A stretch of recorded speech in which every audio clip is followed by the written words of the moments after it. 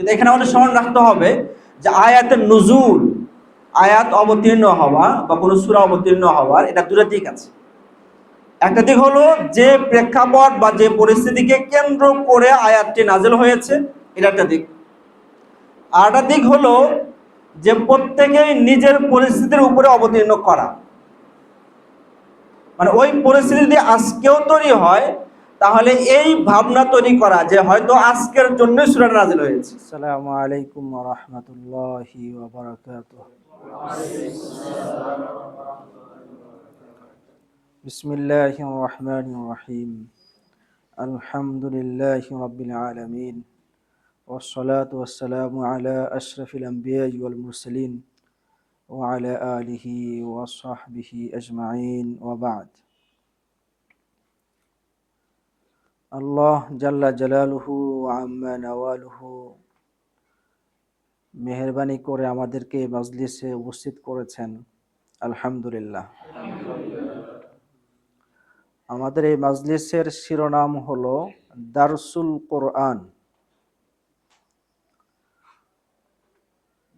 দারসুল কোরআনের শিরোনামেই আমরা ধারাবাহিক আলোচনা করতে থাকবো ইনশাআল্লাহ।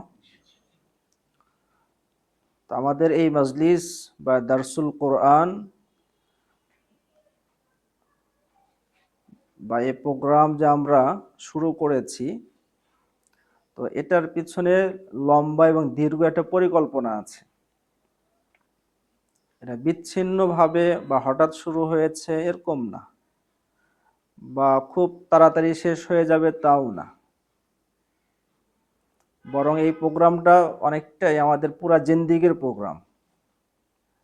তো পুরা জিন্দিগিতে এই লম্বা সময়গুলোতে এরকম প্রোগ্রাম হতে থাকবে ইনশাআল্লাহ। তো এর পিছনে তো অনেক লক্ষ্যই আছে। এর মাঝে বড় একটি লক্ষ্য হলো আল্লাহ প্রদত্ত মিশনকে বাস্তবায়ন করা। আল্লাহর পক্ষ থেকে বান্দাদেরকে অনেকগুলো মিশন দেওয়া হয়েছে, এর মাঝে গুরুত্বপূর্ণ একটি মিশনকে আমরা সামনে রেখে এটাকে বাস্তবায়ন করার জন্যই আমরা কাজ শুরু করেছি। এটা অতএব আমাদের দারসুল কোরআন এর মূল লক্ষ্য হচ্ছে আল্লাহ প্রদত্ত একটি মিশনকে বাস্তবায়ন করা।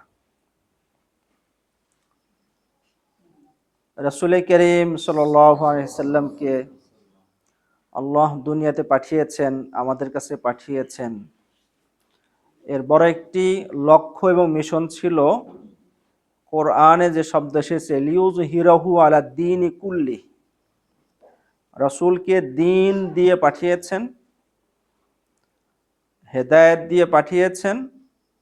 এর মাধ্যমে আল্লাহ একটি কাজ করতে চান, সেটা হলো ইসলাম দ্বীন যেন পৃথিবীতে সকল দ্বীনের উপরে এজহার লাভ করে।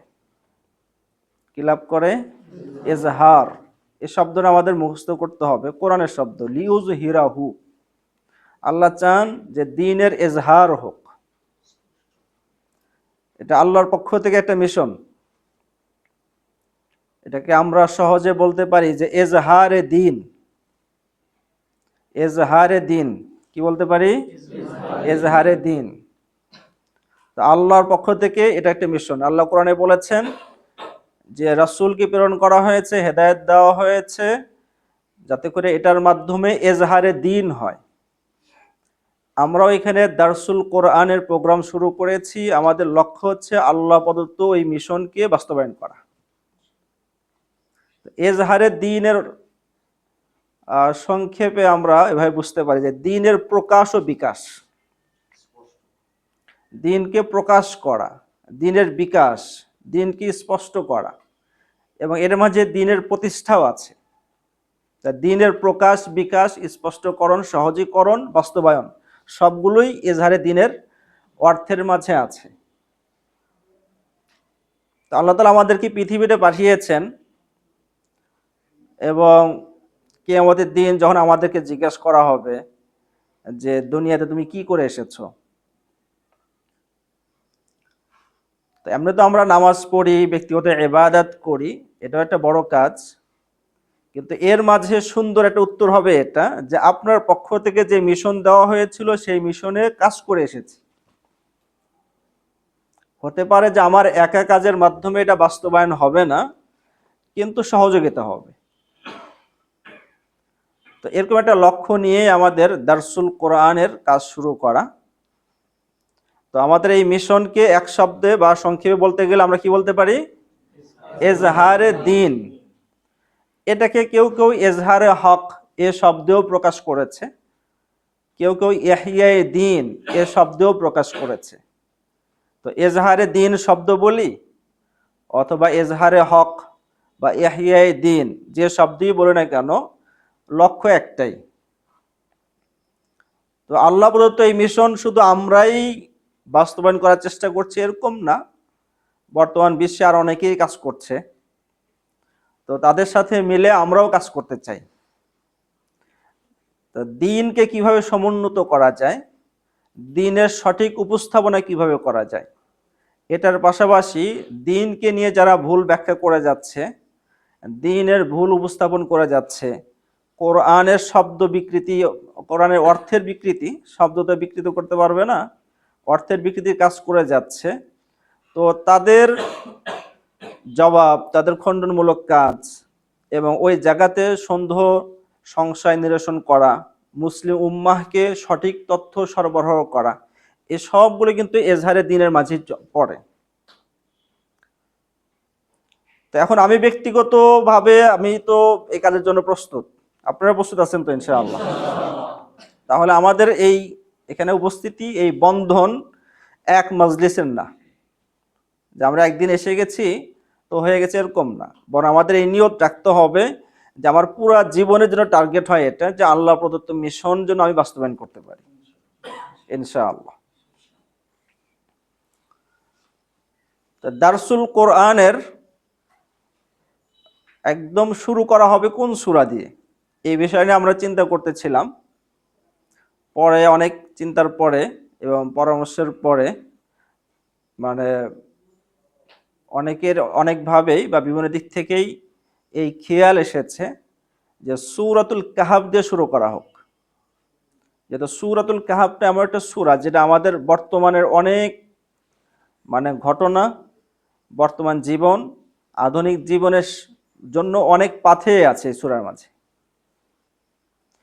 এই সূরার মাঝে এখন প্রেজেন্টলি আমি যে সমস্যার মাঝে আছি, শুধু আমি না, পুরা যুবক সমাজ অথবা যারা আধুনিক বা ডিজিটাল জগতে বসবাস করে, তো তারা যে সকল দিন ঈমান কেন্দ্রিক, সত্য এবং হক কেন্দ্রিক সমস্যাতে ভুগছে, এই সমস্যাগুলো সুন্দর নিরাময় দেওয়া আছে এই সূরার মাঝে। তো এই জন্য এই সূরা দিয়ে আমরা শুরু করতে চাচ্ছি। তো এই সূরাকে কেন্দ্র করে, কোরআনুল কারীমকে কেন্দ্র করে আমরা পুরা দিনকে নিয়ে আলোচনা করতে চাই। এখন তো আমরা চাই যে এজহারে দিন হোক, দিনের প্রকাশ বিকাশ বাস্তবায়ন প্রতিষ্ঠা হোক, এবং এই জন্য আমরা কাজ করতে চাই। তো এই কাজের পূর্ব শর্ত হলো যে দিনকে আমাদের বুঝতে হবে। দিন যদি আমরা সঠিকভাবে বুঝি তবে তো আমরা প্রকাশ করতে পারবো, তবে তো আমরা প্রতিষ্ঠা দিতে পারবো। আর যদি দিনকে সঠিকভাবে না বুঝি, আমার বুঝ যদি বক্র হয়ে যায়, অন্য পথে চলে যায়, সঠিক পথ থেকে যদি আমি হারিয়ে যাই, বিপথে চলে যাই, এবং সেই দৃষ্টিকোণ থেকে যদি আমি দিনকে উপস্থাপন করি, তাহলে দেখা যাবে যে আমার শিরোনাম হয়তো দিন থাকবে, কিন্তু যা উপস্থাপন করছি তা দিন নয়। তো এজহারে দিন হবে না, বরং এজহারে কি বলা যায়, একটা নিজের ব্যক্তির চিন্তার প্রকাশ হবে। তখন দিনের প্রকাশের চাইতে নিজের ব্যক্তির চিন্তার প্রকাশটা প্রাধান্য পাবে। এই জন্য আমাদের দিন বুঝতে হবে। তো দিন বোঝার অনেক ধাপ আছে, এক মজলিস 1 মাস 2 মাসে শেষ হবে না। তো এই জন্য আমরা চাবো বা আমাদের প্রত্যাশা থাকবে যে আমাদের এই সিলসিলা, আমাদের এই বন্ধন যেন অটুট থাকে, সামনেও যেন আমরা সবাই এক হয়ে একই চিন্তা, একই মিশন নিয়ে কি করতে পারি, কাজ করতে পারি। সূরাতুল কাহাফ এই সূরার প্রেক্ষাপটটা কি, ভূমিকা স্বরূপ কয়েকটি আলোচনা হয়তো আজকে করা যাবে, যেটা স্মরণ রাখলে হয়তো পরবর্তী আলোচনা আমাদের জন্য সহজ হবে। আর আমরা ইনশাআল্লাহ চেষ্টা করব যে আজকে যে আলোচনাগুলো হচ্ছে এই আলোচনা আগামী মাসে লিখিতভাবে পেয়ে যাবেন। এভাবে প্রত্যেক মাসেই পিছনের আলোচনা লিখিতভাবে পাওয়া যাবে এবং এটার উপরে হয়তো পরীক্ষাও হতে পারে। মানে এমন যেন না হয় আসলাম তো একটু একটু ভালো লাগলো আবার চলে গেলাম, মাথায় কিছুই থাকলো না, তাহলে দিনের প্রকাশটা হবে কি হবে, বুঝটা তৈরি হবে না। তো আমাদের চিন্তা যদি ঠিকঠাক থাকে, আমাদের লাইন খুঁজে পাই, এই জন্য লিখিত আকারে দেওয়া হবে ইনশাআল্লাহ, এবং সেটার উপরে মানে পাঠ চক্র হবে, ওটার উপর মোজাকারা হবে। যদি কিছু বুঝে না আসে তো সেখানে আবার আলোচনা হবে। সবকিছু মিলে আমরা মানে ধারাবাহিক কাজ করতে থাকবো ইনশাআল্লাহ। সূরাতুল কাহফ এই সূরাটি মাক্কি সূরা, অর্থাৎ রাসূল কারীম সাল্লাল্লাহু আলাইহি ওয়াসাল্লামের উপরে মাক্কি জীবনে মক্কায় অবতীর্ণ হয়েছে। তো আমরা জানি যে মক্কার কাফের যারা আছে, মক্কার মুশরিকরা বিভিন্নভাবে ইসলামকে বা রাসূল কারীম সাল্লাল্লাহু আলাইহি ওয়াসাল্লামের দাওয়াতকে দমন করার জন্য, এটাকে মিটিয়ে দেওয়ার জন্য, নিশ্চিহ্ন করার জন্য চেষ্টা করে যাচ্ছিল। তো তারা বিভিন্ন উপায়ে চেষ্টা করেছে, অর্থের প্রলোভন দেখিয়েছে, নারীর প্রলোভন দেখিয়েছে, কষ্ট দিয়েছে, নির্যাতন করেছে, কত কিছুই করেছে, কিন্তু তারা হতাশ। অর্থাৎ তাদের নিজস্ব প্রচেষ্টা এখন আর কাজ করতেছে না। তাদের মতো করে তাদের চিন্তায় যতগুলো উপায় আছে এটাকে নষ্ট করার জন্য, বন্ধ করার জন্য সব করেছে, কিন্তু কাজ হয়নি।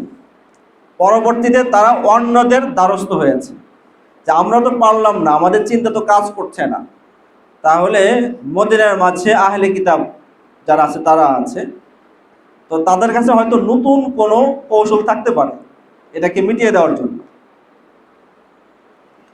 তো মুশরিকরা দুজন লোক পাঠিয়েছে মদিনার মাঝে ইহুদিদের কাছে। উদ্দেশ্য এটা যে কিভাবে, কি কৌশলে রাসূলের দাওয়াতকে বন্ধ করে দেওয়া যায়। তো ইহুদিদের কাছে সাথে কথা বলার পরে ইহুদিরা তারা রাসূল কারীম সাল্লাল্লাহু আলাইহি সাল্লামকে পরীক্ষা করার জন্য যে আসলে বাস্তবে রাসূল কি রাসূল না, তিনটি প্রশ্ন শিখিয়ে দিয়েছেন যে আপনারা যে এই তিনটি প্রশ্ন করবেন, যদি ঠিকঠাক উত্তর দেয় তাহলে তো উনি রাসূল, আর যদি ঠিকঠাক উত্তর না দেয়, দিতে যদি না পারে, তাহলে মনে করবেন যে উনি মানে এমনি ধোঁকাবাজ অথবা এমনি দাবি করছে, তো আপনারা যা ইচ্ছা তা করতে পারেন। তো তিনটি প্রশ্ন কি কি ছিল? প্রথম প্রশ্ন ছিল হচ্ছে আসহাবে কাহাফ সম্পর্কে, কিছু যুবক যারা নিজের এলাকা ছেড়ে গুহায় আশ্রয় নিয়েছে, তারা কারা, তাদের সম্পর্কে প্রশ্ন ছিল। এরপর আরেকটি প্রশ্ন ছিল রূহ সম্পর্কে, রূহ কি জিনিস।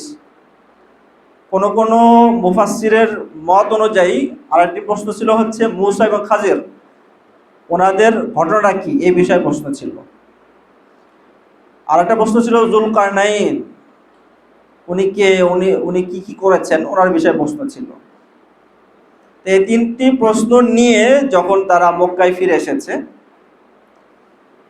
এবং রাসূল কারীম সাল্লাল্লাহু আলাইহি ওয়াসাল্লামকে তারা জিজ্ঞাসা করেছে তিনটি প্রশ্ন সম্পর্কে, রাসূল কারীম সাল্লাল্লাহু আলাইহি ওয়াসাল্লামের কাছে যেহেতু ওয়াহী আসছে, প্রতিনিয়ত ওয়াহী আসছে, যখনই যে বিষয় প্রয়োজন হয় আল্লাহর পক্ষ থেকে ওয়াহী প্রেরণ করা হয়। তো পিছনের অভিজ্ঞতা যেহেতু এটাই ছিল যে প্রয়োজন হলে আল্লাহর পক্ষ থেকে ওয়াহী প্রেরণ করা হয় এবং জানিয়ে দেওয়া হয়, সেই অভিজ্ঞতা অনুযায়ী বলেছেন যে সাউখবিরুকুম গাদান, আগামীকালকে তোমাদেরকে বলে দেব এই প্রশ্নের উত্তর। তার মানে হয়তো আজকের ভিতরে ওয়াহী আসবে আর আগামীকালকে বলে দেব। ওয়ালাম ইয়াস্তাসনি, ইনশাআল্লাহ বলেন।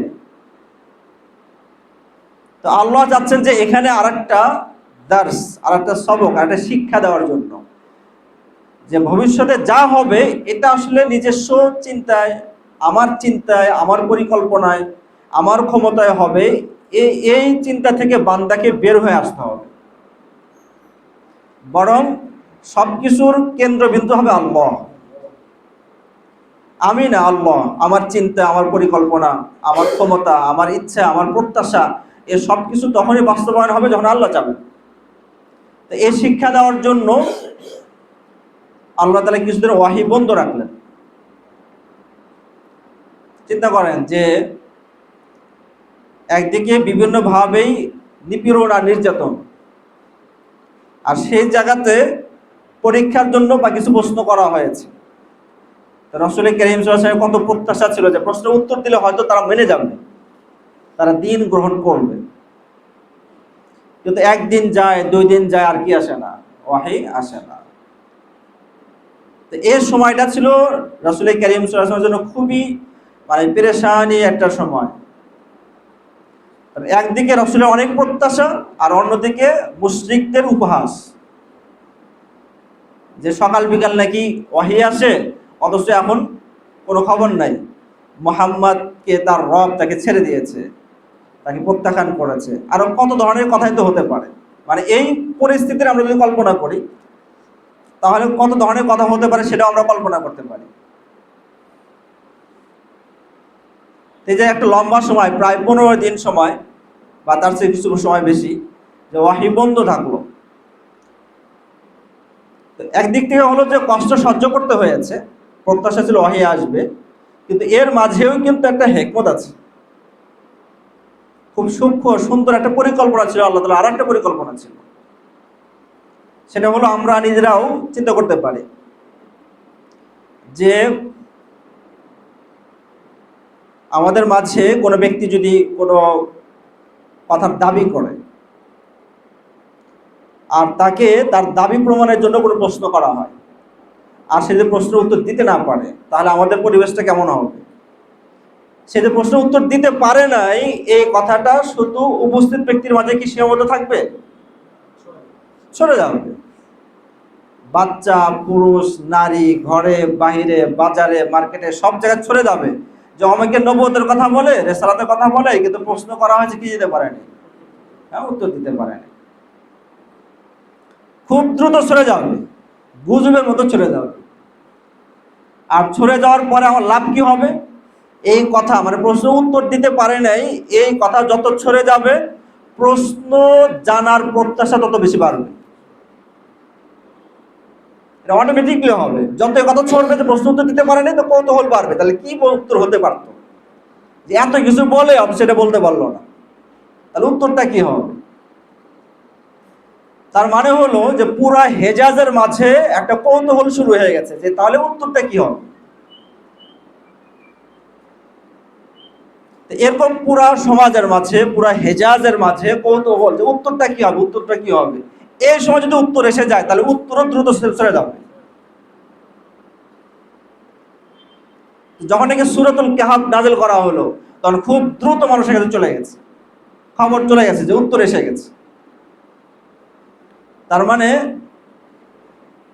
ওয়াহি কিছুদিন বন্ধ থাকার কারণে যদিও পেরেশানি হয়েছে, কিন্তু লাভ হয়েছে কয়েক গুণের বেশি।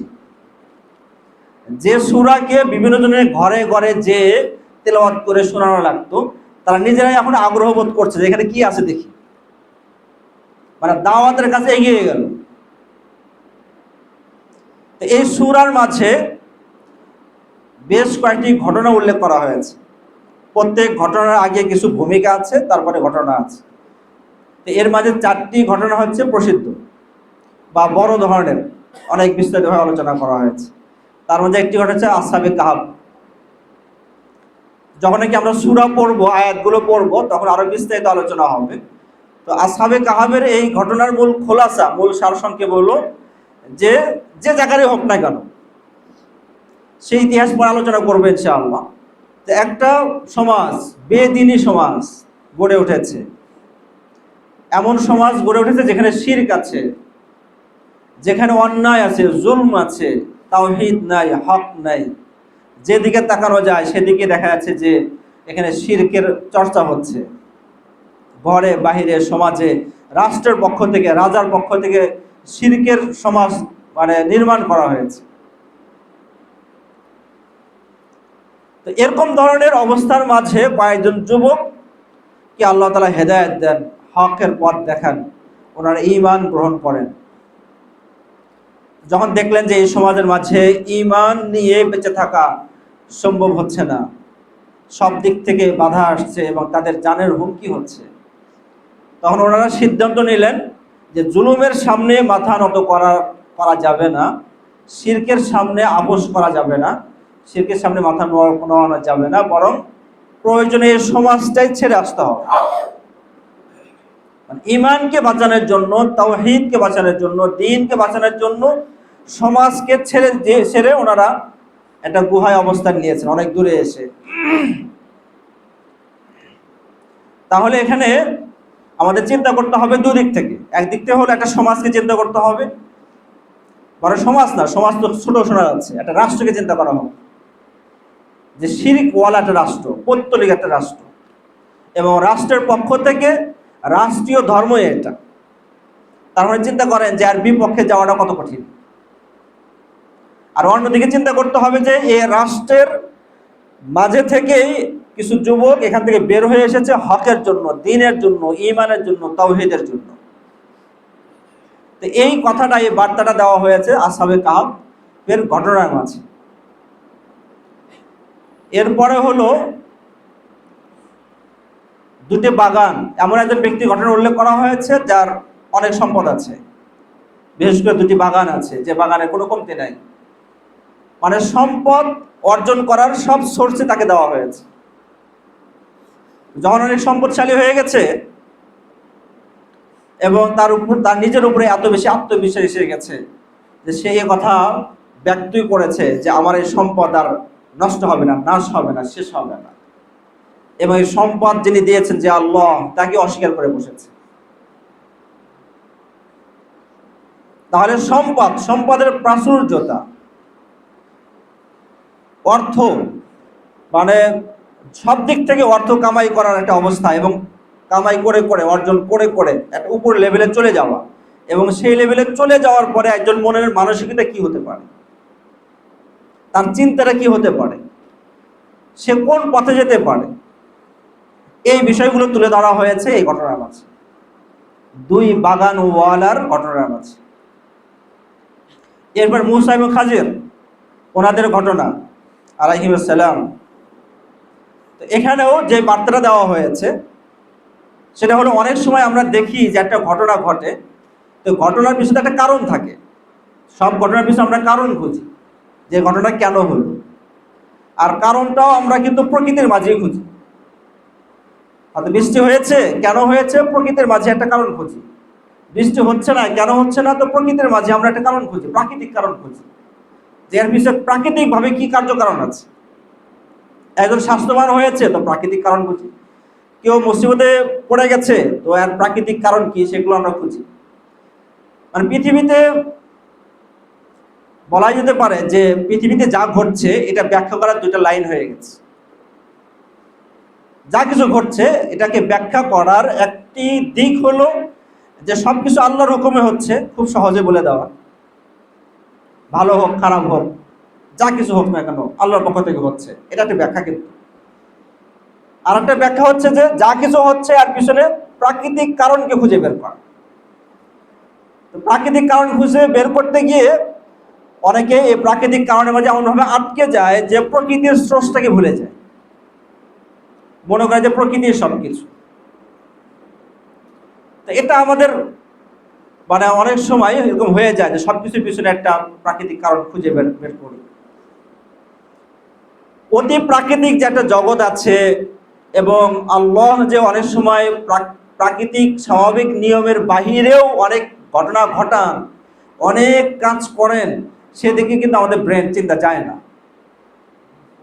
তো মূসা এবং খাজির এই ঘটনার মাঝে এটা দেখানো হয়েছে যে অনেক কাজ এমন আছে যে আমরা বাহ্যিকভাবে মনে করি যে হয়তো কাজটা এরকম হবে বা এটার কারণ এরকম হবে, কিন্তু যিনি আমাদেরকে সৃষ্টি করেছেন, যিনি প্রকৃতিকে সৃষ্টি করেছেন, উনি ভিন্ন প্ল্যান করে বসে আছেন, উনি আর একটা কাজ এখানে করতে চাচ্ছেন। এই জন্য দুনিয়ার সব ঘটনা প্রাকৃতিক কারণে, প্রাকৃতিক দিক থেকে ব্যাখ্যা করা সম্ভব হবে না বা বুঝে আসবে না। অবশ্যই এমন কিছু বিষয় আছে যেখানে আমাকে অতি প্রাকৃতিক একটা জগতের দিকে যেতে হবে, স্রষ্টার দিকে যেতে হবে, আল্লাহর দিকে যেতে হবে, সেই শিক্ষা দেওয়া হয়েছে মূসা এবং খাজির ওনাদের এই ঘটনার মাঝে। আর যুলকারনাইনের ঘটনার মাঝে যে বিষয়টা গুরুত্ব সহকারে তুলে ধরা হয়েছে সেটা হলো যে উনি হচ্ছে বাদশা এবং অনেক শক্তিশালী প্রতাপওয়ালা বাদশা। তো এত বড় বাদশা হওয়ার পরেও, এত ক্ষমতাধর বাদশা হওয়ার পরেও কিভাবে উনি আল্লাহর সামনে নত হন সেই চিত্র দেখানো হয়েছে এখানে।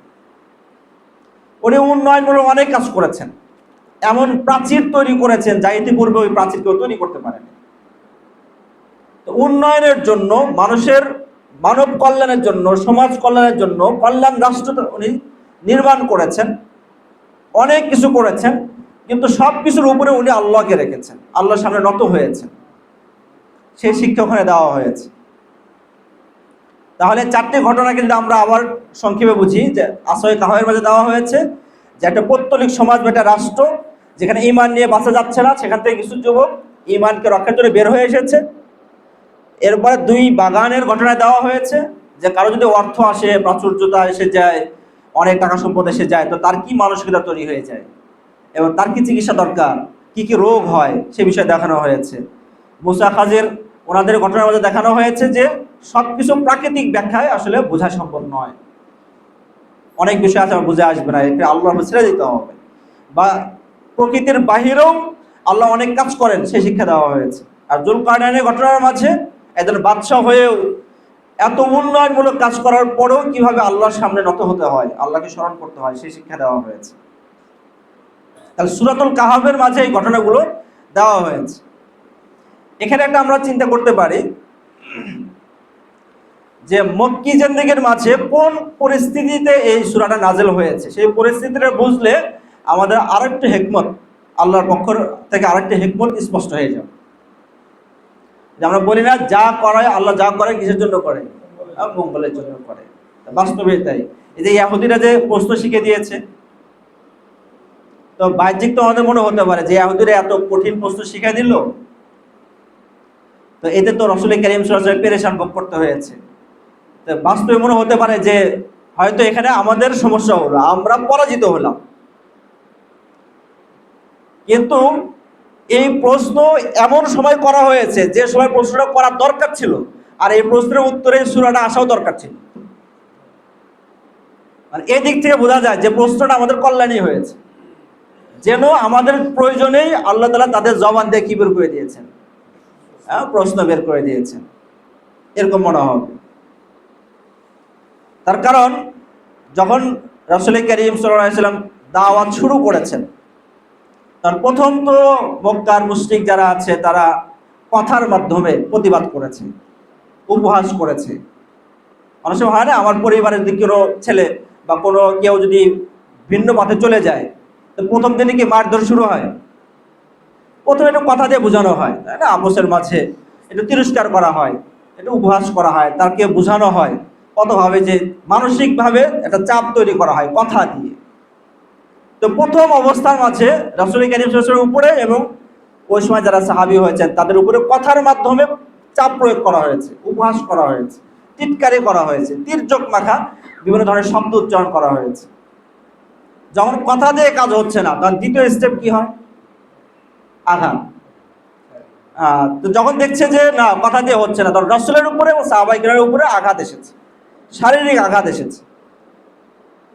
তো শারীরিক আঘাত আসার পরের পর্যায়টা, এটা বাস্তবেই কথা সহ্য করা যায়, কিন্তু শারীরিক আঘাত কিন্তু অনেকে সহ্য করতে পারে না, কঠিন হয়ে যায়। এবং আস্তে আস্তে দেখা গেল যে মক্কার পরিবেশ বাস্তবেই রাসূল এবং সাহাবায়ে কেরামের জন্য খুবই কঠিন হয়ে যাচ্ছে। এবং অনেকের মাঝে এই ভাবনা জাগ্রত হয়েছে, হয়তো আমাদের এখানে টেকা সম্ভব না, এখানে অবস্থান করা সম্ভব না, এবং বিভিন্ন কারণে প্রয়োজন দেখা দিয়েছে যে এখান থেকে হিজরত করা উচিত। তাই মক্কার মাঝে, সাহাবায়ে কেরামের মাঝে এই অবস্থা তৈরি হয়েছে যে আমাদের এখন এখান থেকে হিজরত করা উচিত। আর সেই মুহূর্তে সূরা কাহাফ নাযিল হয়েছে এবং সেখানে শিক্ষা দেওয়া হয়েছে যে একদল যুবক যারা শিরকি সমাজ থেকে হিজরত করে তারা গুহায় চলে গেছে। তাহলে এই সূরাটা এমন সময় আসলো যে সময় খোদ সাহাবায়ে কেরামও কিন্তু চিন্তা করছেন যে আমাদের কি করা দরকার, হিজরত করা দরকার, যে পুরা মক্কা শিরকে ভরে গেছে, এখান থেকে বের হয়ে অন্য কোথাও যাওয়া দরকার। এটা পুরা সূরা পড়লে বা কোনো কোনো তাফসীরকারক এই কথা বলেছেন যে সূরা কাহাফ নাযিল হওয়ার পরে একদল সাহাবায়ে কেরাম হাবশায় হিজরত করেছেন। তার মানে সূরা কাহাফের এই পরিস্থিতির মাধ্যমে খোদ আল্লাহ জন্য একটা ইঙ্গিত দিলেন যে যদি তোমাদের এমন অবস্থা হয়ে যায় মক্কার মাঝে যে তোমরা টিকতে পারছো না, তাহলে যার ইচ্ছা হয়, যদি বা তখনও ব্যাপকভাবে হিজরতের অনুমতি দেওয়া হয়নি, কিন্তু যার ইচ্ছা হয় যে কুলাইতে পারছে না, তাহলে সে এই আসহাবে কাহাফের অনুসরণ করতে পারে, নিজের ঈমানকে বাঁচানোর জন্য, দ্বীনকে বাঁচানোর জন্য সে হিজরত করতে পারে। আর মানুষ তো সবাই একরকম না, কিছু মানুষ তো আছে যারা শত নির্যাতনের মাঝেও তার বিশ্বাস, তার চিন্তাকে ছাড়তে চায় না। বেলাল রাদিয়াল্লাহু আনহু আর শত নির্যাতনের মাঝে উনি আহাদ আহাদ বলতেছিলেন, মানে সবকিছু নিয়ে যাও কিন্তু আমার ঈমানকে পাবে না। মানুষ যদি অত্যাচার করে, কোনো মুমিনকে ঈমানের কারণে অত্যাচার করা হচ্ছে, এই অত্যাচারটা একজন রাষ্ট্রপ্রধান বা কোনো শাসক বা যে কোনো ব্যক্তি হোক না কেন, সে যদি অত্যাচার করে, তো অত্যাচারের যে ক্ষেত্রটা সর্বোচ্চ তার দেহই তো হবে, মনের উপর তো তার কোনো দখল নেই। তার মন এমন একটা জিনিস, সে তো ধরতে পারবে না যে এখানে বাস আমি কি করে দিলাম, রিপ্লেস করে দিলাম, মনের মাঝে আছে তাওহীদ, এটাকে বাদ দিয়ে রিপ্লেস করে দিলাম, শিরক ঢুকাই দিলাম, এটা তার সম্ভব না। সাহাবায়ে কেরাম ওনারা সিদ্ধান্ত নিয়েছিলেন যে তোমার নির্যাতন তো আমার দেহ পর্যন্ত হবে, মন বা ঈমান পর্যন্ত হবে না, ঈমান আমাদের অটুট থাকবে। এরকম সাহাবীও ছিলেন। কোনো কোনো সাহাবী ছিলেন এমন যে ঠিক আছে ঈমান তো আমি রাখবো, কিন্তু এত কষ্ট আর কি হচ্ছে না, তাহলে আমাদের একটা নিরাপদ পথ খোঁজা দরকার। তো তাদের জন্য অনুমতির ইঙ্গিত দেওয়া হয়েছে সূরা কাহাফের মাঝে। তো এখান থেকে চিন্তা করা যায় যে সূরা কাহাফ সম্পর্কে বা আসহাবে কাহাফ সম্পর্কে প্রশ্ন করা দরকার ছিল, আর এই সূরাটা নাযিল হওয়ারও দরকার ছিল। তো প্রশ্ন না করলে হয়তো সূরা আসতোই, কিন্তু হয়তো পরে আসতো। এই জন্য প্রশ্নের মাধ্যমে আল্লাহ তাআলা এই পরিস্থিতি তৈরি করেছেন, সূরাটা আসা দরকার। সূরা বোঝা বা আয়াত বোঝার ক্ষেত্রে আমাদের আরেকটা জিনিস স্মরণ রাখতে হবে, তাহলে একটু পরিষ্কার হবে। সেটা হলো যে কোনো সূরা মক্কার মাঝে অবতীর্ণ হয়েছে বা কোনো আয়াত মদিনায় অবতীর্ণ হয়েছে, আমরা শানে নুজুল করি যে কোন অবস্থার মাঝে কোন প্রেক্ষাপটে অবতীর্ণ হয়েছে, পরে ওই ঘটনাটা আমরা বলি এবং মনে করি যে বোঝা হয়ে গেছে। কিন্তু এখানে আমাদের স্মরণ রাখতে হবে যে আয়াতের নুজুল, আয়াত অবতীর্ণ হওয়া বা কোনো সূরা অবতীর্ণ হওয়ার এটা দুটো দিক আছে। একটা দিক হলো যে প্রেক্ষাপট বা যে পরিস্থিতিকে কেন্দ্র করে আয়াতটি নাযিল হয়েছে, এটা একটা দিক। আর একটা দিক হলো যে প্রত্যেকেই নিজের পরিস্থিতির উপরে অবতীর্ণ করা, মানে ওই পরিস্থিতি যদি আজকেও তৈরি হয়, তাহলে এই ভাবনা তৈরি করা যে হয়তো আজকের জন্যই সূরাটা নাযিল হয়েছে, আজকের জন্যই আয়াতটা নাযিল হয়েছে। হাদিসের মাঝে অনেক আয়াত সম্পর্কে বলা হয়েছে নাজালা ফি কাজা, মানে এই বিষয়ে আয়াতটি নাযিল হয়েছে। পরে দেখা গেছে যে আসলে আয়াতটি আরো আগে নাযিল হয়েছে। তাহলে পরবর্তী ঘটনার জন্য কেন বলা হলো যে এই ঘটনার জন্য নাযিল হয়েছে? এর অর্থ হলো এটা যে আগে তো নাযিল হয়েছে ঠিক আছে, কিন্তু এই আয়াতের যে আবেদন, এটা নতুন ভাবে অনুভব করতে পেরেছে এই ঘটনার মাধ্যমে, যার কারণে এই ঘটনাকেও তারা নুজুল বা অবতীর্ণ হওয়ার কারণ হিসেবে উল্লেখ করেছেন। সহজ একটা ঘটনা বললে আরো পরিষ্কার হবে। রাসূল যে মারা যাবেন, ইন্তেকাল করবেন সাল্লাল্লাহু আলাইহি ওয়াসাল্লাম, তো এটার অনেক আগে আয়াত নাযিল হয়ে গেছে। রাসূলের ইন্তেকালের পরে ওমর রাদিয়াল্লাহু তাআলা আনহু মানতে পারছিলেন না যে রাসূলের ইন্তেকাল হতে পারে। মসজিদের মাঝে উনি ঘোষণা করছিলেন যিনি বলবেন এই কথা, তো তাকে কি করে দেওয়া হবে? শিরচ্ছেদ করে দেওয়া হবে। কিন্তু সিদ্দিক আকবর রাদিয়াল্লাহু আনহু তো জানেন যে রাসূলের ইন্তেকাল হবে এবং আয়াত ওনার মাথায় আছে, ইন্নাকা মাইয়িতুন। তো উনি বাইরে ছিলেন, রাসূল সাল্লাল্লাহু আলাইহি ওয়াসাল্লামকে আসলেন, রাসূলের ইন্তেকালের পরে আসলেন এবং চেহারা মোবারক দেখলেন এবং নিশ্চিত হলেন যে আসলে ইন্তেকাল হয়ে গেছে। এরপর এসে মসজিদে উনি সাহাবায়ে কেরামকে জড়ো করে এই আয়াত ইন্নাকা মাইয়িতুনের আয়াত পড়লেন। এই আয়াত পড়ার পরে যে সকল সাহাবায়ে কেরাম মানতে পারছিলেন না, ওনাদের অনুভব হলো যে যেন আয়াতটাই এই মুহূর্তেই নাযিল হলো। আসলে তো ওই সময় নাযিল হয়নি, রাসূলের ইন্তেকাল হয়ে গেছে, ওহী তো বন্ধ হয়ে গেছে, ওই সময় কেন নাযিল হবে? অনেক আগে নাযিল হয়েছে, কিন্তু পরিস্থিতিটা এমন যে আয়াতের আবেদনটা নতুন ভাবে অনুভব করতে পারছেন। তো এই জিনিসটা আমাদের দরকার। কোরআন যদি আমরা বুঝি 1400 বছর আগের চিন্তা দিয়ে, যে ওই সময় কিভাবে নাযিল হয়েছে, কি পরিস্থিতি হয়েছে, এতটুকু বসে যদি আমরা সীমাবদ্ধ হয়ে যাই, ক্ষান্ত হয়ে যাই, তাহলে আমার নিজের জীবনে কোরআন আসবে না। আমি আমার সমাজের মাঝে কোরআনের বার্তা আছে, এটা কোরআনের মাঝে আমাদের সমাজ সম্পর্কে বার্তা আছে, আমরা বুঝবো না। এই জন্য আমাদের এখানে মিলাইতে হবে যে ওই সময় কি পরিস্থিতি ছিল, এর কাছাকাছি পরিস্থিতি আমার জীবনে আছে কিনা, এর কাছাকাছি পরিস্থিতি আমার সমাজে আছে কিনা, এর কাছাকাছি পরিস্থিতি আমার পরিবারে আছে কিনা, আমার রাষ্ট্রে আছে কিনা। তাহলে কি হবে, যেন এই ভাবনা আমার দিলে আসবে যে এই আয়াতটা মনে হয় আমার জন্যই, এই আয়াতটা তো আমার পরিবারের জন্যই, এই আয়াতটা তো আমাদের সমাজের জন্যই, এই সূরা তো আমার রাষ্ট্রের জন্যই। তখন এই আয়াতের মাঝে কি আবেদন আছে, কি বার্তা আছে, সেটা আমাদের বুঝতে কি হবে, সহজ হবে। যেমন 4টি ঘটনার সূরা কাহাফের মাঝে উল্লেখ হয়েছে। তো প্রতিটা ঘটনায় কিন্তু নিজস্ব একটা প্রেক্ষাপট আছে, পরিস্থিতি আছে। এতটুক বোঝার সাথে সাথে যদি আমরা করি যে বর্তমান বিশ্ব নিয়ে যদি আমরা চিন্তা করি যে বর্তমান বিশ্বে আসহাবে কাহাফ কারা হবে, বর্তমান বিশ্বে ওই সম্পদের মালিক, 2 বাগানের মালিক কারা কারা আছে, না এখনো তো আছে। বর্তমান বিশ্বে মূসা এবং খাজির, ওনাদের সম্পর্কে ওনাদের কেন্দ্র করে যে ঘটনা ঘটেছে, এরকম ঘটনা ঘটে না এখন? অনেক ঘটনা ঘটে, যে ঘটনার বাহ্যিক আমরা কোনো ব্যাখ্যা খুঁজে পাই না। বর্তমান সমাজেও তেমন লোক আছে যে নেতা, তাকে সমাজের প্রতি, সমাজের নেতা বা রাষ্ট্রের প্রধান, রাষ্ট্রের মোড়ল, তো তাদের মাঝে, তাদের সম্পর্কে যুলকারনাইনের ঘটনার মাঝে কি আছে, অনেক বার্তা আছে। তো এই বিষয়গুলো যদি আমরা একটু বিশ্লেষণ করি, অনেক সময় মনে হবে যে এই জন্যতেই আয়াত, এদের জন্যই তো বলা হয়েছে কোরআনের মাঝে। তখন আবেদনটা বুঝতে কি হবে আমাদের, সহজ হবে। আচ্ছা, তো সূরাতুল কাহাফকে আমরা এইভাবেই পড়ার চেষ্টা করবো ইনশাআল্লাহ, যেন আমার জীবনে সূরা কাহাফে কি বার্তা আছে, আমার পরিবারের জন্য, আমার সমাজের জন্য কি বার্তা আছে। এর চেয়ে বড় কথা হলো যে সূরা কাহাফের বার্তাগুলো নিয়ে কিভাবে আমরা এজহারে দ্বীনের কাজ করব, ওই মিশনকে বাস্তবায়ন করব, সেই বিষয়গুলো আমরা আস্তে আস্তে বলার চেষ্টা করব এবং লিখিত আকারে দেওয়ার চেষ্টা করব। যদি আমরা এগুলো মানে ধাপে ধাপে মুখস্থ করে রাখি, তাহলে দিন বোঝাও সহজ হবে, দিনের উপস্থাপনা কি হবে, সহজ হবে। এখন আমরা সূরাতুল কাহাফের ফজিলত সম্পর্কে আমরা একটু কথা বলার চেষ্টা করব, যে রাসূল কারীম সাল্লাল্লাহু আলাইহি ওয়াসাল্লাম সূরাতুল কাহাফ সম্পর্কে কতটুকু গুরুত্ব দিয়েছেন। কোনো বিষয়ে ফজিলত বর্ণনা করার অর্থই হলো এই বিষয়ে কি দেওয়া, গুরুত্ব দেওয়া, আগ্রহ তৈরি করা, তাই না?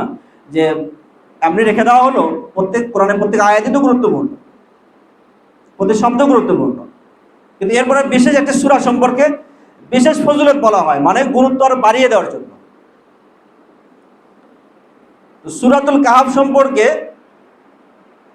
যে ফজিলতগুলো উল্লেখ হয়েছে হাদিসের মাঝে, এর মাঝে বিশেষভাবে 2টি বিষয় দেখানো হয়েছে।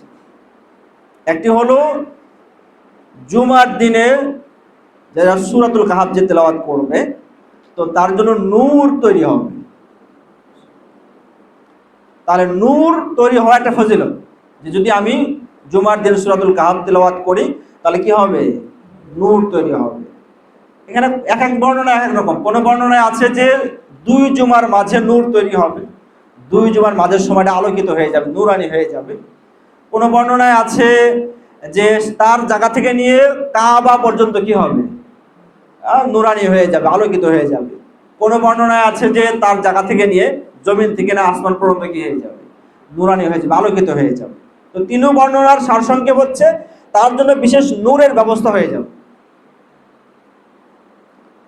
তো নূর মানে আলো, এটা কিন্তু আমরা সবসময় দেখি যে যেমন নাকি লাইটের আলো আমরা দেখছি, বাহ্যিক আলো এবং বাহ্যিক অন্ধকারকে আমরা দেখি।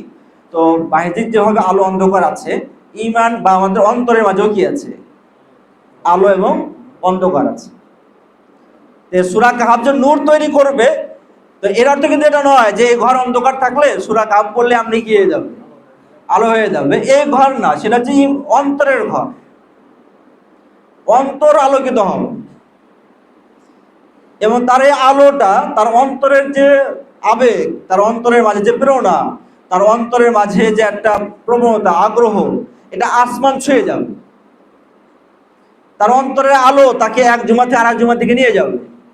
তো অন্তরের আলো, তো অন্তরের আলো মানে হচ্ছে, মানে অন্তরকে এমনভাবে সৃষ্টি করা হয়েছে, আমরা সবাই বুঝবো যে পাত্র, খালি পাত্র কিন্তু আসলে খালি থাকে না।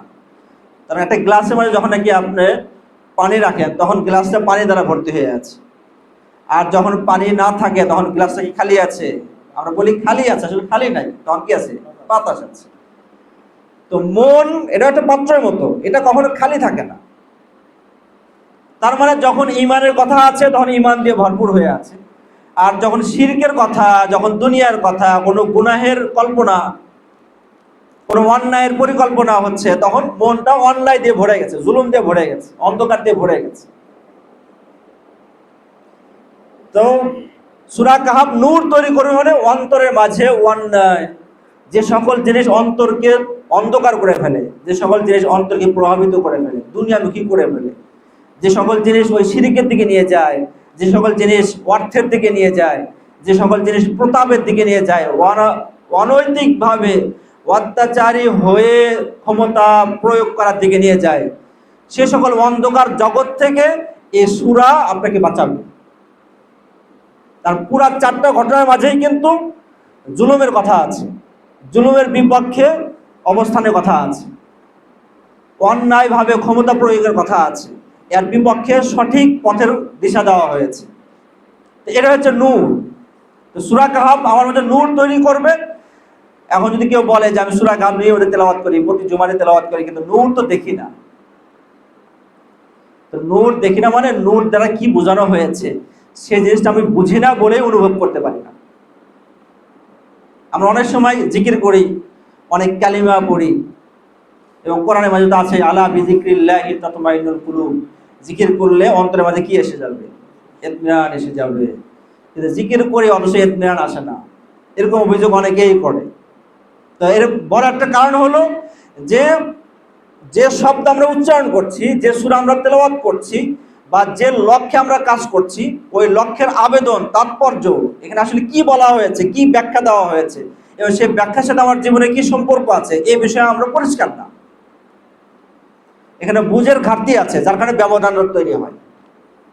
আর যখনই আমরা পরিষ্কার হব, তখনই দেখা যাবে যে আমি তেলাওয়াত শুরু করছি, তো আমার অন্তরের মাঝে নাড়া দেওয়া শুরু হয়েছে, আমার অন্তরে ভাবনা জাগা শুরু হয়ে গেছে, আমার অন্তরে আলোর দিশা পাচ্ছে, এবং মনে হচ্ছে যে ফিতনা থেকে এবং জুলুম থেকে, অত্যাচার থেকে, অন্ধকার থেকে আমি আস্তে আস্তে কি হয়ে আসতেছি, বের হয়ে আসতেছি। এই আবেদন তখন তৈরি হবে যখন অর্থ, তাৎপর্য, মাহাত্ম্য আমার কাছে বুঝে আসবে, স্পষ্ট হবে।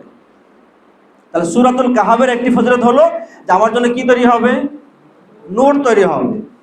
তার মানে আপনি চিন্তা করেন, যখনই আপনার অন্তরের মাঝে জুলুম আর জুলমত, আরবি দুটো শব্দই আমরা মনে রাখতে পারি, জুলুম মানে অত্যাচার, জুলমত মানে হচ্ছে অন্ধকার।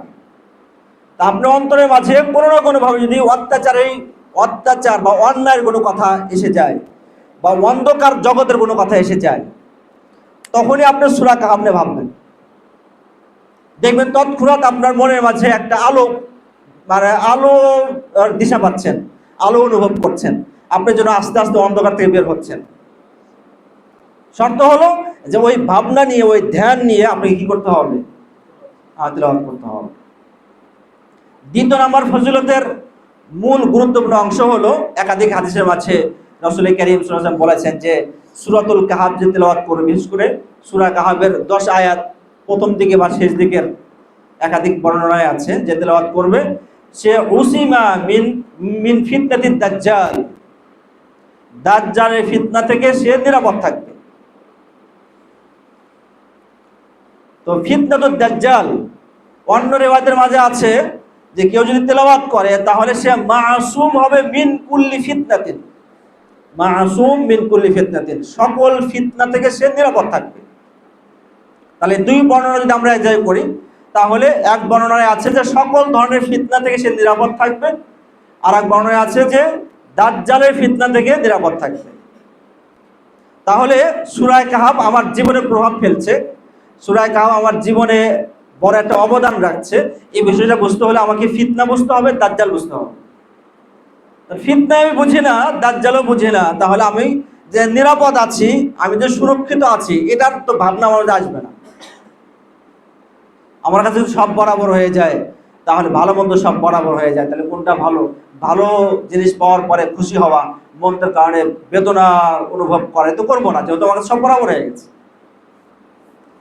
তো ফিতনা বুঝলে, ফিতনার থেকে আমি কিভাবে সুরক্ষিত আছি সেটা বুঝে আসবে। দাজ্জাল বা দাজ্জালের ফিতনা বুঝলে আমি কিভাবে নিরাপদ আছি তা বুঝে আসবে। তো ফিতনা সম্পর্কে এখন অনেক আলোচনা আছে, অনেক ওলামায়ে কেরাম বা বিভিন্নভাবে এই ফিতনা বিষয়ে আলোচনা করছেন। তো ফিতনা বিষয়ে আমি কিভাবে বুঝবো, এই বিষয়ে মৌলিক দু একটি কথা বলে সামনে আগানো যায়। ফিতনা সম্পর্কে আমাদের মৌলিক দু একটি ধারণা রাখতে হবে, যেহেতু ফিতনা সম্পর্কে প্রচুর আলোচনা। ফিতনা, মালাহিম, যুদ্ধ সম্পর্কে, কিয়ামতের আগে যে সকল ঘটনা ঘটবে, এ সকল বিষয় সম্পর্কে অনেক আলোচনা আছে না? প্রচুর আলোচনা। এবং অনেক সময় দেখা যায় যে কেউ হয়তো আলোচনা শুরু করেছে, তো আলোচনা শুরুই করেছে ফিতনা দিয়ে, যে শেষ জামানায় কি কি ফিতনা আসবে, কিয়ামতের আগে কি কি ঘটবে, কি কি মালাহিম মালহামা হবে। তো এটাই তার আলোচনা, শুধু এটাই আলোচনা করে। যখনই আলোচনা শুরু করে তখন এই বিষয়টাই কি করে, আলোচনা করে। তো আলোচনার এত আলোচনা ফিতনা সম্পর্কে, তো এত আলোচনার মাঝে এখন আমি কি করব, বা ফিতনা সম্পর্কে আলোচনা করার সঠিক পদ্ধতিটা কি? তো এই বিষয়ে আমরা দুই একটি বিষয় স্মরণ রাখতে পারি। প্রথম বিষয় আমাদের মনে রাখতে হবে যে হাদিসের কিতাবের মাঝে ফিতান বা আশরাতুস সাআ এই বিষয়ে অধ্যায় আছে, ফিতনা সম্পর্কে অধ্যায় আছে, কিয়ামতের আলামত সম্পর্কেও কি আছে, অধ্যায় আছে। কিন্তু সাধারণত আপনি দেখবেন যে কোনো সহিহ বুখারী খোলেন অথবা অন্য কিতাব খোলেন, ওখানে দেখবেন যে ফিতান বা আশরাতুস সাআর এই অধ্যায়গুলো হচ্ছে কিতাবের শেষ দিকে, সাধারণত শেষ দিকে আলোচনা। শুরুর আলোচনা আছে ঈমান নিয়ে আলোচনা করা হয়েছে, ইবাদত নিয়ে আলোচনা করা হয়েছে, এবং অন্য সিরাত নিয়ে আলোচনা করা হয়েছে, মাগাজি নিয়ে আলোচনা করা হয়েছে, তাফসীর নিয়ে আলোচনা করা হয়েছে, বিভিন্ন আহকাম নিয়ে আলোচনা করা হয়েছে। এই সব আলোচনা শেষ করে সাধারণত ওনারা ফিতনা নিয়ে আলোচনা করে, আশরাতুস সাআ নিয়ে আলোচনা করে। তো এখান থেকে একটা উসুল বা নীতি আমরা বুঝে নিতে পারি, সেটা হলো যে দ্বীনকে নিয়ে আলোচনা করা আমাদের উদ্দেশ্য। আর দ্বীনের আলোচনার সঠিক পদ্ধতি হলো যে ঈমানের আলোচনা বেশি হবে, ইবাদতের আলোচনা বেশি হবে, দ্বীনের অন্য অংশে আলোচনা বেশি হবে, সাথে সাথে ফিতনা নিয়ে আলোচনা হবে, কিন্তু প্রথমে কি নিয়ে আলোচনা হবে, ঈমান নিয়ে আলোচনা হবে, ইবাদত নিয়ে আলোচনা হবে। যার কারণে মুহাদ্দিসিনে কেরাম এই বিষয় ফিতনা সম্পর্কে হাদিসগুলো সবার শেষে এনেছেন। মানে এর অর্থ এটা নয় যে এটা গুরুত্বপূর্ণ নয়, তা নয়, বরং ফিতনা নিয়ে আলোচনা করা দরকার। কিন্তু এই ফিতনার আলোচনাটা দ্বীনের আলোচনার কতটুকু অংশ হবে সেটা আমাকে নির্ণয় করতে হবে। কেন? এই জন্য যে শুধু ফিতনা নিয়ে যদি কেউ আলোচনা করে যে এই ফিতনা আসবে, এই ফিতনা আসবে, শেষ জামানায় এটা হবে ওটা হবে, এই আলোচনা যদি করতে থাকে তো মানুষের মাঝে হতাশা আসতে পারে, মানুষ হতাশ হতে পারে। তো হতাশ এটা কিন্তু একটা ব্যাধি, ইসলাম এই ব্যাধিকে কি করে, সমর্থন করে না, বরং বিভিন্ন দোয়ার মাঝে কিন্তু শেখানো হয়েছে যে টেনশন থেকে, পেরেশানি থেকে, হতাশা থেকে মুক্তি পাওয়ার জন্য কি দোয়া শেখানো হয়েছে। এই জন্য যে সকল কাজ মানুষকে হতাশার দিকে নিয়ে যায় ওই কাজ থেকে আমাদের বিরত থাকতে হবে। তো এই জন্য ফিতনা সম্পর্কে আলোচনা করার সঠিক তরিকা, সুন্দর তরিকা হলো এটা যে ঈমানের আলোচনাও করা হোক, সাথে সাথে ফিতনার আলোচনাও করা হোক। তাহলে কি হবে? ফিতনা আলোচনা করার উদ্দেশ্য কি, হতাশা হওয়া নাকি ফিতনা থেকে বাঁচা? ফিতনা থেকে বাঁচা, এটাই তো আমাদের উদ্দেশ্য। তো ফিতনা থেকে বাঁচবো, আমি যে বেঁচে থাকবো, এই বেঁচে থাকার জন্য আমার শক্তি কি হবে? এখানে দুটো বিষয় হতে পারে। যে ফিতনা থেকে বেঁচে থাকার শক্তি হলো ফিতনা সম্পর্কে জ্ঞান, এটা একটা হতে পারে আর কি, সম্ভাবনা আছে। মানে যেভাবে ফিতনার আলোচনা করা হয়, ফিতনা পড়ানো হয়, তো এটা হতে পারে যে ফিতনা সম্পর্কে জানলে, ফিতনার জ্ঞান থাকলে আমি ফিতনা থেকে বেঁচে থাকতে পারবো। কিন্তু এটা কিন্তু খুব মানে অত জোরালো শক্তি না। অনেক জ্ঞান আছে তারপর ফিতনায় পড়ে গেছে, এমন কিন্তু অনেক উদাহরণ আছে। এই জন্য ফিতনা থেকে বেঁচে থাকার সবচাইতে জোরালো প্রধান হাতিয়ার হলো ঈমান। ঈমান মজবুত যদি হয়, তাহলে ফিতনা যতই আসুক না কেন, ফিতনা সম্পর্কে না জানলেও উপস্থিত আমার মাঝে অটোমেটিকলি অন্তরে একটা অ্যালার্ম বাজবে যে আমি কিন্তু ফিতনা থেকে যাচ্ছি, আর আমার ঈমান আমাকে সরিয়ে নিয়ে আসবে। এই জন্য ফিতনার আলোচনার আগে ঈমানের আলোচনা দরকার, ঈমান মজবুত করা দরকার। ফিতনা না চিনলেও আমি নিরাপদ থাকবো, আর চিনলে তো থাকবোই। তো এটা একটা মূলনীতি আমাদের, যে ফিতনার সাথে সাথে কি নিয়ে আলোচনা করা, হ্যাঁ, ঈমান নিয়ে আলোচনা করা, শুধু ফিতনা নিয়ে আলোচনা না করা। যেমন আমাদের একজন মুরব্বী, উনি একটা মানে প্রবন্ধ লিখেছিলেন, যার মূল ইয়া ছিল এটা, যে অনেকেরই আলোচনা থেকে বোঝা যায় বা আলোচনা থেকে পরোক্ষ বার্তা আসে যে উনি আলোচনা শুরু করলে বিতর্ক দিয়ে আলোচনা শুরু করেন এবং সবসময় বিতর্ক নিয়েই থাকেন। সবসময় কি নিয়ে থাকেন? বিতর্ক নিয়েই থাকেন। একজন ব্যক্তি যদি সব আলোচনা বিতর্কমূলক হয়, অন্য মানে ইসলামের সাথে অন্য ধর্ম বা অন্য ফেরকার সাথে কি সম্পর্ক, এই বিতর্ক নিয়ে সবসময় আলোচনা করতে থাকেন, তাহলে মানুষের কাছে এই মেসেজ, এই বার্তা যেতে পারে যে মনে হয় ইসলাম হচ্ছে দ্বীনুল জিদাল, ইসলাম মনে হয় যে বিতর্কেরই দিন। ইসলামের কথা শুনলে তার মাথায়, শ্রোতার মাথায় বিতর্ক অথবা তর্ক, এই বিষয়গুলো মাথায় আসতে পারে। অথচ মানে অন্যের কাছে হক পৌঁছানোর জন্য, অন্যকে হক বোঝানোর জন্য, হক প্রতিষ্ঠার জন্য, হকের দাওয়াত দেওয়ার জন্য মানে বিতর্কের জিদালের কথা আছে, বিতর্কের কথা আছে, এটা তৃতীয় নাম্বারে। প্রথমে আছে হিকমতের মাধ্যমে দাওয়াত দিতে হবে, তারপরে মাউইজার মাধ্যমে দাওয়াত দিতে হবে, তারপরে যদি প্রয়োজন হয় তাহলে উত্তম তরিকায় আহসান পদ্ধতিতে জিদালের কথা আছে। সুতরাং ইসলাম হচ্ছে দ্বীনুল জিদাল নয়। কিন্তু কেউ সবসময় জিদাল নিয়ে যদি কাজ করতে থাকে তাহলে ওই বার্তা যেতে পারে। অনুরূপ সবসময় ফিতান নিয়ে কথা বলে, সবসময় আশরাত সাহা নিয়ে কথা বলে, সবসময় মালাহিম নিয়ে কথা বলে, তো মানুষের মাঝে একটা ভুল বার্তা যেতে পারে।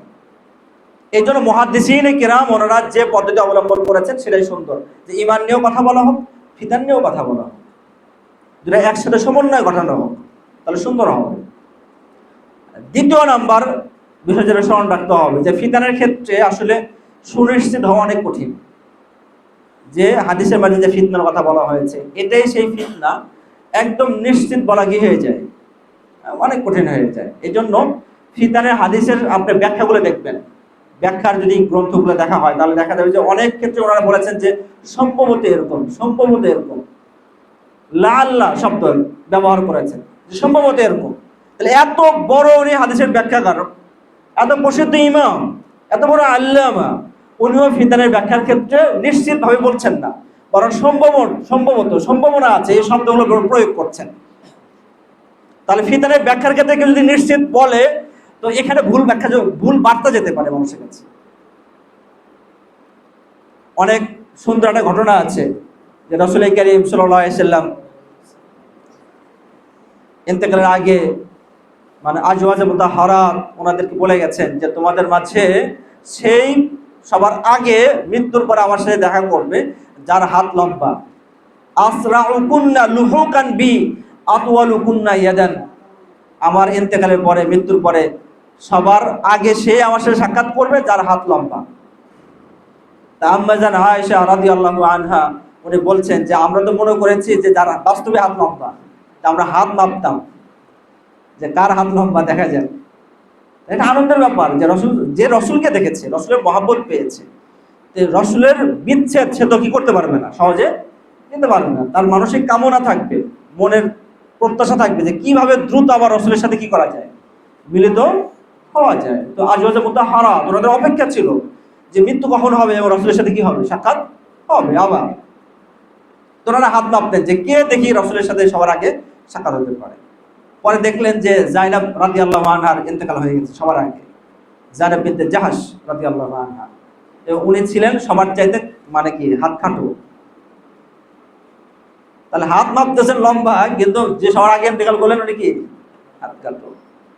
পরে আয়েশা রাদিয়াল্লাহু আনহা উনি মানে বলতেছেন যে পরে আমরা বুঝতে পেরেছি যে এখানে হাত লম্বা অর্থ হলো দানের হাত লম্বা, সেটা বোঝানো হয়েছে। যেটা যায়নাব রাদিয়াল্লাহু আনহা উনি নিজে কি করতেন, কাজ করতেন, কাজ করে যে টাকা আসতো সেটা আবার দান করে দিতেন, মানে দানের অনেক আগ্রহ ছিল ওনার। তাহলে দেখেন যে রসুলের জবান থেকে সরাসরি শুনেছে। আমরা তো অনেক পরে শুনি, তাই না? অনেক পরে এসে শুনতে হয়। রসুলের জবান থেকে সরাসরি শুনেছে এমন একজন ব্যক্তি যিনি রসুলের সাথে লম্বা সময় পার করেছে, রসুলের মেজাজ বোঝেন, রসুলের শব্দ বোঝেন, রসুলের বাক্য বোঝেন, রসুল কি চান তা বোঝেন, এমন একজন ব্যক্তি। তারপরেও ওনার কাছে ভবিষ্যৎ সম্পর্কে একটা শব্দ এটা অস্পষ্ট হয়ে গেছে এবং ভুল বুঝে বসে আছে। আর সেখানে অনেক পরে এসে শেষ জামানায় নিশ্চিতভাবে এটা হয়েই গেল, অমুক তারিখে এটা হয়েই গেল, এটা বলা কিভাবে সম্ভব? তাহলে ফিদান সম্পর্কে আমাদের আরো অনেক মৌলিক বিষয় আছে, পরে আলোচনা করা যাবে। আজকে আমরা দুটো নীতি মনে রাখতে পারি। একটা হলো যে শুধু ফিদান সম্পর্কেই সবসময় আলোচনা করতে না থাকা। হ্যাঁ, আলোচনা করা যায়, সাথে সাথে ফিদান থেকে বাঁচার যে ইমানের যে বিষয়গুলো আছে সেই বিষয়গুলো কি করা। রাসূল কারীম সাল্লাল্লাহু আলাইহি ওয়াসাল্লাম তাই করতেন। সহিহ বুখারীতে হাদিস আছে, রাসূল বলেছেন যে ফিতনাতুর রাজুলি ফি আহলিহি ওয়া মালিহি, একজন ব্যক্তির ফিতনা আসবে, তার পরিবার থেকে ফিতনা আসবে, তার সম্পদ থেকে ফিতনা আসবে, তার প্রতিবেশী থেকে ফিতনা আসবে। তো এই হাদিসে এই ফিতনার বিবরণ দেওয়ার পরেই বলেছেন যে ফিতনা থেকে তাকে বাঁচাবে কি? সালাত, সাদাকা, আমর বিল মারুফ, নাহি আনিল মুনকার। তাহলে ফিতনার কথা বলেই এই ফিতনা থেকে তাকে কি কি বাঁচাবে সে বিষয়গুলো কি করেছেন, আলোচনা করেছেন। সুন্দর। আর দ্বিতীয় হচ্ছে ফিতনার বিষয়ে একদম নিশ্চিতভাবে না বলা। আর ঠিক আছে, বলা যায়, সম্ভাবনা আছে বা প্রবল ধারণা হতে পারে, নিশ্চিত বলা মুশকিল। আর সূরাতুল কাহাফের ব্যাপারে রাসূল বলেছেন যে দাজ্জালের ফিতনা থেকে সুরক্ষা দিবে। দাজ্জালের ফিতনা আর ওই ব্যক্তির মাঝে প্রাচীর হয়ে যাবে, এটা আর এক বর্ণনা অনুযায়ী যে কোনো ফিতনা থেকে বাঁচাবে।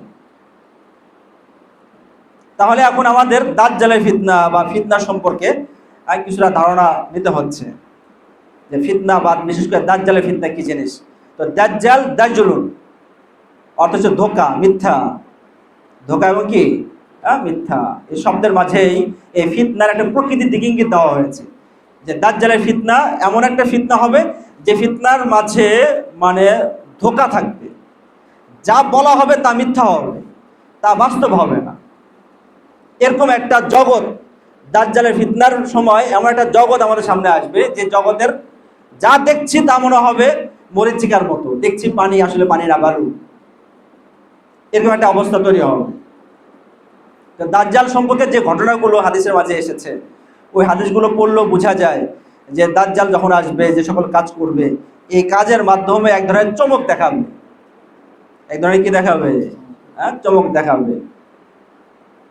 যদিও বা বলা যায়, একদম নির্দিষ্টভাবে বলা যায় না দাজ্জাল এসে গেছে, কিন্তু দাজ্জালের ফিতনার সূচনা হয়েছে বলা যায়। মানে দাজ্জাল যে সকল কাজ করবে, যে ফিতনা তাকে কেন্দ্র করে হবে, সেই ফিতনার কি হয়ে গেছে? সূচনা হয়ে গেছে। আমাদের আরেকটা মূলনীতি মনে রাখতে হবে হাদিস বোঝার ক্ষেত্রে, আয়াত বোঝার ক্ষেত্রে। এই মূলনীতি না বুঝলে অনেক সময় আমরা ভুল দিকে চলে যেতে পারি।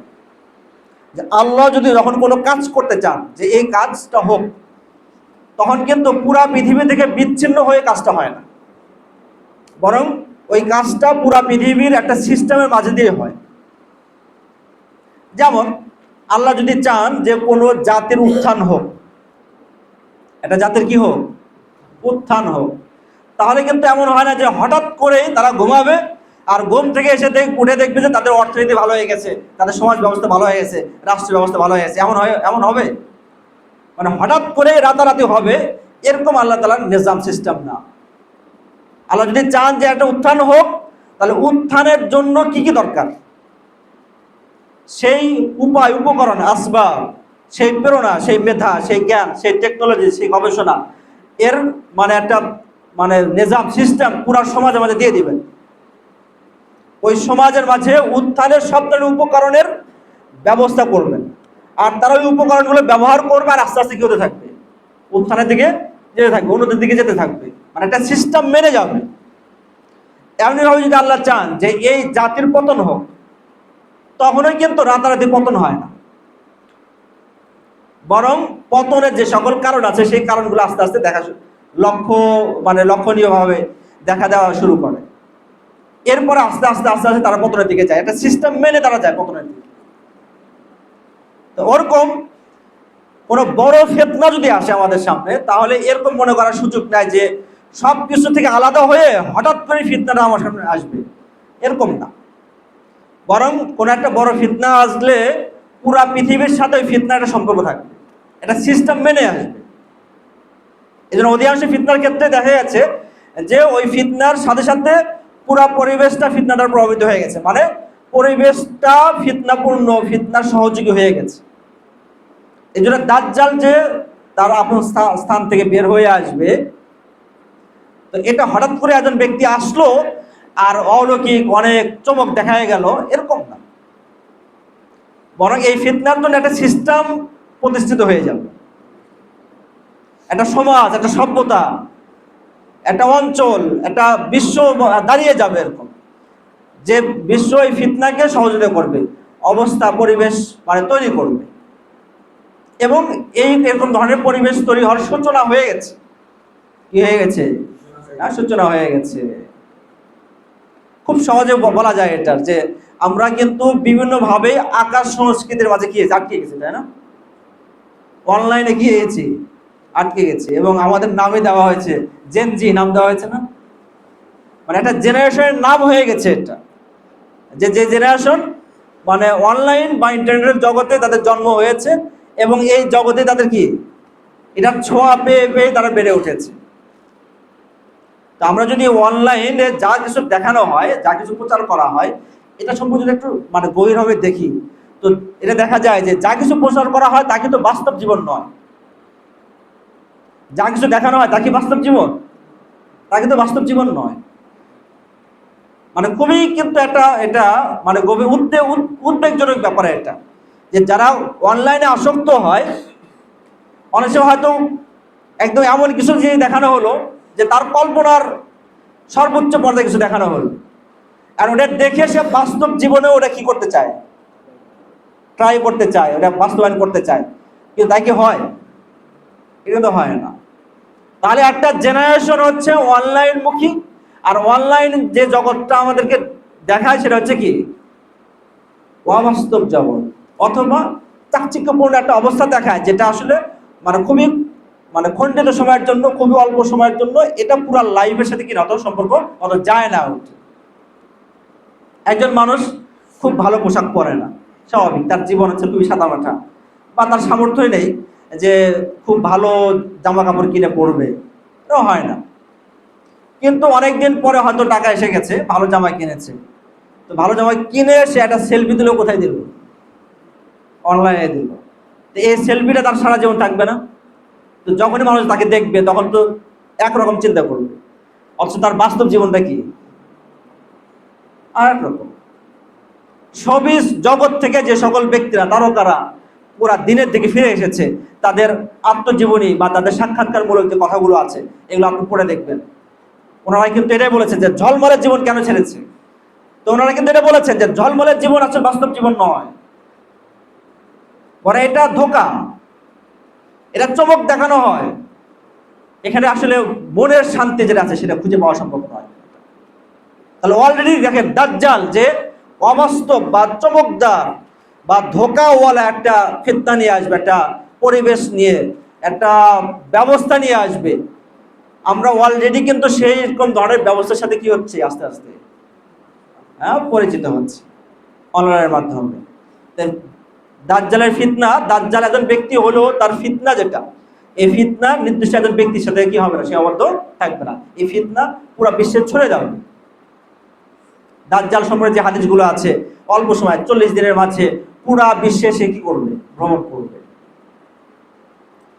হাদিসের মাঝে আছে পুরা বিশ্ব ভ্রমণ করবে, বা এক জায়গা থেকে আওয়াজ দিবে, পুরা বিশ্ব তার আওয়াজ শুনবে, এবং সে ইচ্ছা করলে তাকে এমন ক্ষমতা দেওয়া হবে, ফিতনা পরীক্ষার জন্য ক্ষমতা দেওয়া হবে, ইচ্ছা করলে সে বৃষ্টি বর্ষণ করতে পারবে। কোন জায়গাতে আবাদ হচ্ছে না, অনাবাদী জমি, সেখানে আবাদ করতে পারবে, শস্য ফলাতে পারবে। এরকম ধরনের সে মানুষকে ধোঁকার মাধ্যমে মানুষকে জান্নাত দেখাবে, জাহান্নাম দেখাবে। এই কথাগুলো হাদিসের মাঝে আছে যে দাজ্জাল এসে এই কাজগুলো করবে, কিন্তু এই কাজগুলো কিভাবে করবে সে কথা হাদিসে নেই। হতে পারে যে আল্লাহ তাআলা বিশেষ ক্ষমতা বলে, বিশেষভাবে ক্ষমতা দেওয়া হবে এবং সেই ক্ষমতা বলে কাজগুলো করবে। যেমন অনেকে আল্লাহ তাআলা শয়তানকে বিশেষ কি দিয়েছেন, ক্ষমতা দিয়েছেন, তো দাজ্জালকে ওরকম বিশেষ ক্ষমতা দিয়ে দেবেন।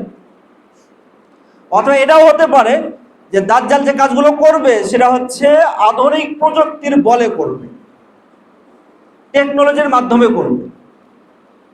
তার মানে হলো যে আধুনিক গবেষণা, আধুনিক মানে প্রযুক্তি উন্নত হতে হতে হতে হতে হতে এমন পর্যায়ে যাবে যে দাজ্জালের সম্পর্কে হাদিসে যে শব্দগুলো বলা আছে, যে ঘটনাগুলো বলা আছে, সেই ঘটনাগুলো সে এই টেকনোলজির মাধ্যমে কি করতে পারবে।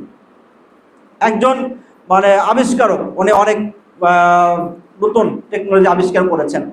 উনি এক সাক্ষাৎকারে উনি বলেছেন যে উনি ওনার ছোটবেলায় শুনেছেন যে এক সময় এমন আসবে যে মানুষ সেহের হয় না, জাদু, জাদু দেখে অবাক হয় না, তো হঠাৎ দেখা গেলো যে একটা মানে কিছু নাই কিন্তু পাখি, এরকম দেখা যায় না, কিছু নাই কিন্তু পয়সা। তো এরকম দেখার পরে মানুষের মধ্যে কি অনুভূতি জাগ্রত হয়, অবাক হয়ে যায়, এটা কিভাবে হলো, তাই না? জাদু মানে এটা একটা মানুষকে অবাক করে দেওয়ার বিষয়। আর লাঠি তো সাপ হয়ে গেছে, আর জাদু। তো সে ছোটবেলা শুনেছে কারো থেকে যে ভবিষ্যতে এমন একটা সময় আসবে যে এক একটা টেকনোলজি, প্রযুক্তি জাদুর অনুভব সৃষ্টি করবে। মানে একটা প্রযুক্তি আসবে আর মানুষ কি হয়ে যাবে, অবাক হয়ে যাবে, যেটা কিভাবে হলো। যখন ফোন ছিল না, তো এত সহজে বার্তা পৌঁছানো এটা মানুষ কল্পনা করতো? তা আমাদের দেশেও যখন নাকি ফোন প্রথম প্রথম এসেছে, অনেকেই কিন্তু এরকম মন্তব্য করতে হবে, রাস্তায় কেউ ফোনে কথা বলতেছে, তো রিক্সাওয়ালা বা কেউ বললো যে এ লোক পাগল হয়ে গেছে কিনা, একা একা কথা বলে যে, নাকি?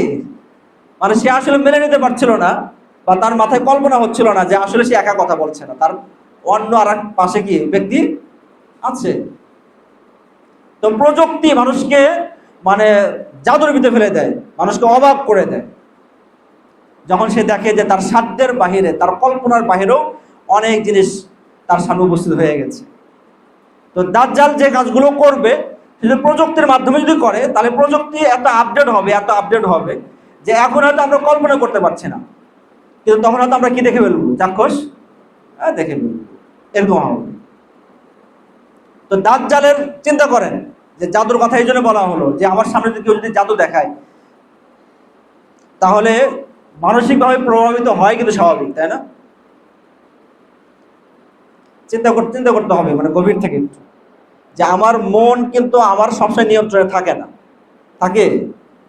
আমার মনে হয় অনেক সময় যে এই জিনিসটা করা দরকার, কিন্তু করতে পারি। নামাজ পড়া দরকার, কিন্তু এরপরে নামাজ বাদ যায় না। তো আমার মন কিন্তু সবসময় আমার নিয়ন্ত্রণে থাকে না। তো এখন চিন্তা করেন যে আমার সামনে হঠাৎ কোনো অস্বাভাবিক ঘটনা ঘটে গেল, তো এমন কি গ্যারান্টি আছে যে আমার মন প্রভাবিত হবে না? এর কোনো গ্যারান্টি আছে? বরং প্রভাবিত হওয়াটাই কি স্বাভাবিক। তা দাজ্জাল এসে যখন আমার চোখের সামনে এরকম অলৌকিক বিষয় দেখাবে, তখন শুধু মানে দাজ্জাল সম্পর্কে আমার জ্ঞান আছে, আমার ইলম আছে, এটা আমাকে বাঁচাবে? তাহলে কি পরিমাণ ইমানের শক্তি লাগবে যে সেই ফিতনার চমক দেখার পরও আমার ইমান নড়াচড়া করবে না। এই জন্য হাদিসে আছে যে ওদিকে তোমরা তাকানোর চেষ্টা করবে না, ওখানে যাওয়ার চেষ্টা করবে না। তার কারণ একজন দেখার জন্য যাবে যে দেখি দাজ্জাল কি করে, এই দেখার জন্য যে যাবে আর ফিরে আসতে পারবে না, সে কার অনুসারী হয়ে যাবে? দাজ্জালের অনুসারী হয়ে যাবে। কেন? এই যে মানে জাদু দেখবে, সে চমকদার অনেক কিছু দেখবে, অকল্পনীয় জিনিস দেখবে, দেখে চিন্তা হবে যে না, এ তো অস্বাভাবিক মানুষ, অতি প্রাকৃতিক মানুষ, এমন একটা ভাবনা তার মধ্যে চলে আসবে, আর সে দাজ্জালের অনুসারী হয়ে যাবে। এই দাজ্জাল এবং দাজ্জালের ফিতনা বা বর্তমানে যে কোনো ফিতনা থেকে যদি আমরা বাঁচতে চাই, তাহলে আমাদের কি দরকার? সূরাতুল কাহাফের তেলাওয়াত দরকার, বেশি বেশি তেলাওয়াত, এবং সূরাতুল কাহাফ বোঝা দরকার। তাহলে এই সূরাতুল কাহাফের তেলাওয়াত, সূরাতুল কাহাফের ভাবনা, এটা দাবি যখন আমার মাঝে থাকবে, তখন আমার ঈমান মজবুত হবে, এবং ফিতনার আসলে আমি বুঝতে পারবো যে না, এখানে যাওয়া যাবে না, এটা গ্রহণ করা যাবে না। এই সূরা আমাকে ফিতনা থেকে কি করবে? বাঁচাবে। এই জন্য এই সূরা আমাদের বেশি পড়া দরকার। এবং এই কারণেই মূলত যেহেতু আমরা ওই যে দাজ্জালি ফিতনার একটা সূচনা যুগে আমরা এসে গেছি, এই জন্য সূরাতুল কাহাফ নিয়ে আমরা আলোচনা কি করেছি? শুরু করেছি, যাতে করে বর্তমান ফিতনা থেকে, এই ছবির জগৎ, অনলাইন জগৎ বা আকাশ সংস্কৃতি থেকে, ধোকার জগৎ থেকে আমরা কিভাবে বাঁচতে পারি, বাস্তব জীবন নিয়ে কিভাবে যাপন করতে পারি, ঈমান নিয়ে কিভাবে মানে চলতে পারি, সেই বার্তা আমরা এই সূরার মাঝে খুঁজে পাই। তো এই জন্য আমরা কি শুরু করেছি, সূরাতুল কাহফ নিয়ে আলোচনা শুরু করেছি। তো এখন হয়তো স্পষ্ট হয়েছে যে এই সূরার গুরুত্বটা কত বেশি, এবং সূরার মাঝে যে মূলনীতিগুলো দেওয়া হবে, সেই মূলনীতিগুলো জানা এবং নিজের জীবনে ধারণ করা কত জরুরি। তো আমরা আজকে শুধু এই সূরার ভূমিকা স্বরূপ কিছু আলোচনা করলাম। সামনে ইনশাআল্লাহ সূরার আয়াত দিয়ে কি হবে, আলোচনা হবে। এবং সব কিছুর উদ্দেশ্য কিন্তু এটা, যে আমরা দিন বুঝবো, ফিতনা সম্পর্কে বুঝবো, বোঝার পরে দিনকে কিভাবে প্রকাশ করা যায়, বিকাশ করা যায়, প্রতিষ্ঠা করা যায়, আরো 10 জনকে কিভাবে দিন বোঝানো যায়, সেই চেষ্টা করবে। সেই মিশন নিয়েই কিন্তু আমরা এখানে কি হয়েছি, উপস্থিত হয়েছি। আল্লাহ তাআলা আমাদেরকে সহজ করেন এবং তৌফিক দান করেন, কোরআনের প্রতি ভালোবাসা দান করেন।